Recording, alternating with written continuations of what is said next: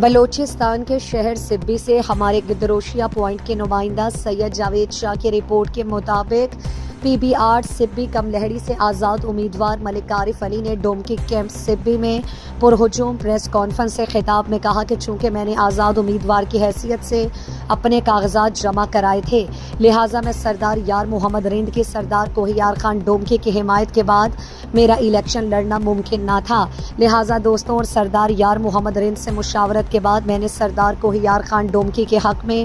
دستبردار ہونے کا اعلان کیا ہے۔ ملک عارف نے کہا کہ میں اپنے ان دوستوں سے کہتا ہوں کہ الیکشن کو الیکشن کی حد تک رکھیں، کسی کی ذاتیات پر کیچڑ نہ اچھالیں، ہار جیت الیکشن کا حصہ ہیں۔ اس موقع پر سینیٹر میر دوتین خان ڈومکی، سردار محمد خان خجک، علامہ صوفی سلیمان نقشبندی، وڈیرہ علی احمد رند، وڈیرہ میوہ خان رند، میر حبیب رند، وڈیرہ فدا رند کے علاوہ دیگر قبائلی معتبرین کی بڑی تعداد موجود تھی۔ سردار کوہیار خان ڈومکی نے ملک عارف کے دستبردار ہونے کا خیر مقدم کرتے ہوئے کہا